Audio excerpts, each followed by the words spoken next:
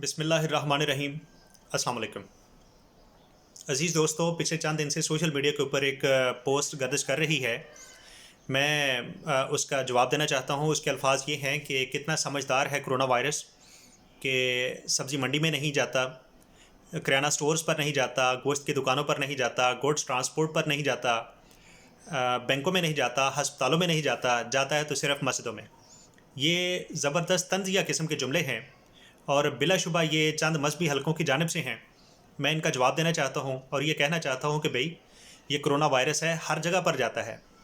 ये इतना ख़तरनाक और जानलेवा है कि इसने पूरी दुनिया को अपनी लपेट में ले रखा है। पूरी दुनिया इसके निशाने पर है। ये हर जगह जाता है। ये सब्ज़ी मंडी भी जाता है, ये किराना स्टोर्स पर भी जाता है, ये गोश्त की दुकानों पर भी जाता है, बैंकों में भी जाता है, हस्पतालों में भी जाता है। और अगर आपको याद हो तो ये ईरान, चीन, इटली, फ्रांस, अमेरिका, मक्का और मदीना में भी जाता है। आप भी जाओ। अगर आप लोगों ने इतराज़ करना है, हुकूमत तो यही कह रही है ना कि इन जगहों पर जाने से परहेज़ करें या मस्जिद में ना जाएं। तो अगर आपने इतराज़ करना है और इसी तरह के तंज़ या जुमले ही बोलने हैं तो आप भी जाओ, हर जगह पे जाएं, आपको इजाज़त है। लेकिन याद रखना कि अगर कोई शख्स कोरोना वायरस का मरीज़ हो जाए तो वो डॉक्टर के पास मत जाना, फिर अपनी हुकूमत को इल्ज़ाम मत देना। अगर इन दिनों आप किसी दूसरे नमाजी की इस्लाम का जवाब हाथ मिलाए बगैर दे रहे हो तो कोरोना वायरस की वजह से ना। अगर आप इन दिनों मुंह पर मास्क डालकर चल फिर रहे हैं तो कोरोना वायरस की वजह से ना। अगर आप दूसरे मुसलमान नमाजी को गले मिलने से परहेज़ कर रहे हैं तो कोरोना वायरस की वजह से ना।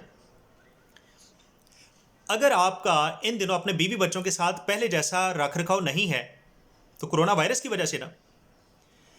तो मैं आपसे सवाल ये करना चाहता हूँ कि हमने होश के नाखुन लेने कब हैं? क्या हर जगह पर कम अक्ली का मुजाहरा करना हमारा ही मुकद्दर है? क्या वो चंद लोग जो बिला सोचे समझे एतराज़ करते हैं, वो मस्जिदों के ज़्यादा हमदर्द और वो हुकूमत को मस्जिदों का दुश्मन समझते हैं? ऐसा हरगिज़ नहीं, ऐसा बिल्कुल भी नहीं। ये ऐसे लोगों की गलत फहमी है। बैनुल अक़वामी ख़तरे के पेश नज़र अगर मस्जिदें बंद भी करना पड़ी तो ये हुकूमत की पॉलिसी है जो जुज़ वक्ती है। ये कोई रियासती कानून नहीं है कि मस्जिदें हमेशा बंद ही रहेंगी।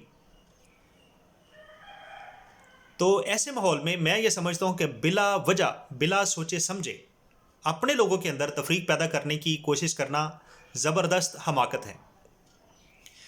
खुदारा समझने की कोशिश करें। एक नमाज दूसरी के साथ मिलाकर पढ़ी जा सकती है। नमाज की क़ज़ा है, लेकिन मेरी नज़र में, मेरी मालूमात के मुताबिक, मेरे मुताले के मुताबिक हकूक़ुल इबाद की क़ज़ा नहीं है। फ़र्ज़ करते हैं कि किसी शख्स की वालदा बीमार हो और वो पानी मांग रही हो, तो ऐसे में दूसरा मुसलमान अपना वज़ू, अपनी नमाज मुझे जारी रख के दिखा दे। नहीं रख सकेगा, ऐसा बिल्कुल नहीं हो सकता। अगर उसके नमाज जारी रखने में उसकी वालदा का इंतकाल हो गया तो वो उसकी पकड़ में आएगा। ऐसा नहीं हो सकता। तो ऐसे माहौल में कि अब एक कुरान मजीद का वाक़या है कि जिस मस्जिद में नबी पाक सल्लल्लाहु अलैहि वसल्लम, अल्लाह ताला के पाक महबूब, उनकी ज़ात, अल्लाह के महबूब के लिए जिस मस्जिद में मुनाफ़क़त और तौहीन के जज्बात पाए जाते हों, अल्लाह ताला तो वो मस्जिद में शुमार करवा देता है। तो जिस उम्मत के लिए अल्लाह के पाक पैगम्बर ने, महबूब ने रो रो कर दिन रात दुआएं कर कर के इनकी बख्शिश के लिए दुआएं की हों, तो जिस उम्मत के लिए अल्लाह के महबूब ने दुआएं की हों, वो उस उम्मत को मुश्किल में कैसे देख सकता है? और इस उम्मत की मुश्किल वक्त में अपने घरों पर पढ़े जाने वाली नमाज़ों को कैसे वो नज़रअंदाज कर सकता है या भुला सकता है? मेरे ख्याल के मुताबिक अगर हालात नामुवाफिक हों तो नमाज कज़ा करके पढ़ी जा सकती है। नमाज घर में पढ़ी जा सकती है। मस्जिद में बाजमात नमाज पढ़ने की बड़ी फजीलत है, लेकिन दो नमाजें इकट्ठी पढ़ी जा सकती हैं। नमाज घर में पढ़ी जा सकती है, बैठकर पढ़ी जा सकती है, लेटकर पढ़ी जा सकती है, इशारों से पढ़ी जा सकती है। अब आते हैं पहली बात की तरफ।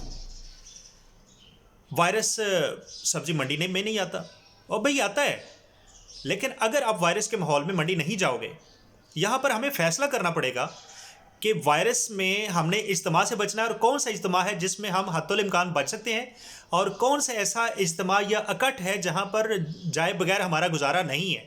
ان میں ایک مسجد میں وہ سبزی منڈی بھی ہے۔ لیکن اگر آپ وائرس کے ماحول میں سبزی منڈی نہیں جاؤ گے، سبزی خرید کر نہیں پکاؤ گے، بیوی بچوں کو نہیں کھلاؤ گے، جسم میں توانائی اور جان میں جان نہیں آئے گی، تو حکومت سے اختلاف کر کے مسجدوں میں جانے کی ضد کیسے کرو گے؟ اشاروں سے گھر میں تو نماز ہو سکتی ہے، لیکن کیا آپ اشاروں سے سبزی خرید سکتے ہو؟ گھر میں بیٹھے بیٹھے اشاروں سے گوشت خرید سکتے ہو؟ کریانہ سٹور سے آٹا، گھی، چاول، دال جو ہے وہ اشاروں سے خرید سکتے ہو؟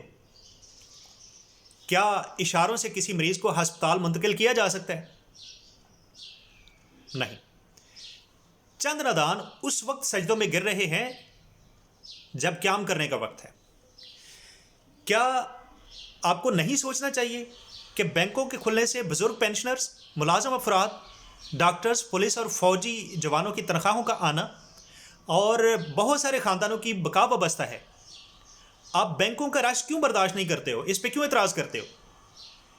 اشاروں سے نماز تو ہو سکتی ہے، لیکن کیا آپ لوگ اشاروں سے گھر گھر پیسے پہنچا سکتے ہو؟ اگر آخر چند لوگ خود کو مسجدوں کے ہمدرد اور حکومت کو مسجدوں کا دشمن کیوں سمجھ رہے ہیں؟ خطرے کے پیش نظر مسجدوں کو بند کرنا پڑے، اگر حکومت کو یہ تلخ فیصلہ کرنا پڑے، تو یہ ریاستی پالیسی ہے، یہ ریاست کا قانون نہیں ہے، یہ عارضی ہے، جز وقتی ہے۔ کل کو کسی اگلے مرحلے پر اگر حکومت کو مجبوراً کچھ دکانیں اور بھی بند کرنے کا فیصلہ کرنا پڑے، تو کم از کم ہمیں دوبارہ سے پلٹ کر مسجدوں کی طرف تو نہیں آنا پڑے گا۔ مجھے بڑا دکھ ہوتا ہے کہ ایسے لوگ پاکستان میں عید کی ایک نماز پڑھا نہیں سکے آج تک، اور اعتراض کرتے ہیں حکومت کی پالیسی پر۔ پروفیسر عارف عبد المتین جو پنجابی زبان کے بڑے اچھے شاعر تھے، وہ کہا کرتے تھے کہ اصل اسلام جو ہے وہ مسجد سے باہر ہے۔ اگر آپ نے چلتے پھرتے رستے میں پڑا ہوا روڑا بٹا یا کانٹا نہیں ہٹایا تو آپ اسلام کی اصل روح سے ناواقف ہیں۔ لاہور میں انارکلی کے تاجر دکانیں بند کر کے، سڑکیں بلاک کر کے، پولیس کی نگرانی میں جمعے کی نماز ادا کرتے ہیں، لیکن دکان میں 2000 کا کوٹ 5000 کا بیچتے ہیں۔ اب میں یہاں پر اپنے لوگوں سے گزارش یہ کرنا چاہتا ہوں کہ خدا کے لیے اپنی حکومت سے چند دن کا تعاون کر لیں۔ اگر ایسا کر لیا گیا تو خدا کی قسم مجھے پورا یقین ہے کہ آنے والے دنوں میں اگر اللہ تعالیٰ نے ہماری زندگیوں میں اس کرونا وائرس سے ہماری جان چھڑا دی، تو مجھے اللہ کے فضل و کرم سے پورا یقین ہے کہ آنے والے دنوں میں مسجدیں ویران نہیں آباد ہوں گی، مسجدوں کی رونقیں بحال ہو جائیں گی۔ ہم فرض کر لیتے ہیں کہ اگر کبھی کسی وقت کوئی دہشت گرد مسجد میں نمازیوں کو یرغمال بنا لے، جیسا کہ دہشت گردی کے خلاف جنگ میں بہت ہو چکا، اکثر ہو چکا، تو مجھے بتائیں کہ اس مسجد کی حرمت کو اور نمازیوں کو بچانے کے لیے کیا دوسری مسجد کے نمازی جائیں گے؟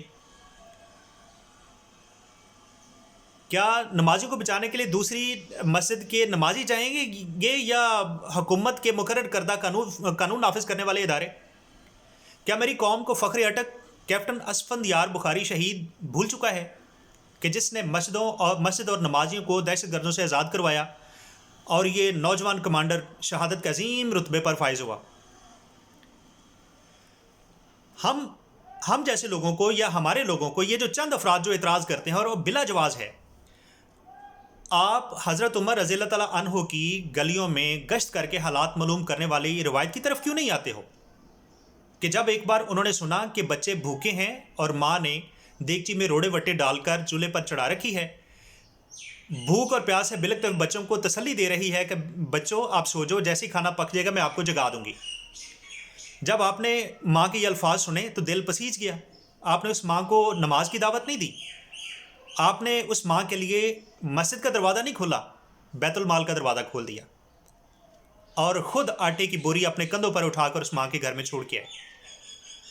کیا ایسے ماحول میں ہمیں خود اپنے گھروں سے نکل کر اپنے گلی محلے کے آس پاس کے بھوکے اور پیاسوں کو تلاش نہیں کرنا چاہیے؟ ضرورت مندوں کو نہیں ڈھونڈنا چاہیے؟ حالانکہ دیکھا جائے تو دنیا کے زیادہ تر کافر تو ایسا ہی کر رہے ہیں۔ دنیا کے 10 بڑی مساجد میں سے ایک بڑی مسجد بنانے والا ملک ریاض چیئرمین بحریہ ٹاؤن، آج مجھے کتنا چھوٹا لگتا ہے جب میں سوچتا ہوں اور دیکھتا ہوں. تو کہیں کسی کو نظر آ جائے تو مجھے بتا دینا. نبی پاک صلی اللہ علیہ وسلم کی یہ حدیث نہیں ہے کہ تم میں سے بہتر مسلمان وہ ہے جو زیادہ نفع لوگوں کو پہنچائے؟ کسی فلم کا ڈائلاگ ہے کہ مجھ پر ایک احسان کرنا کہ مجھ پر احسان مت کرنا. میں یہاں پر کہنا یہ چاہتا ہوں کہ قانون نافذ کرنے والے اداروں اور ڈاکٹرز پر ایک احسان کرنا کہ اپنا اور اپنے پیاروں کا خیال اپنے گھر میں رہ کر کرنا.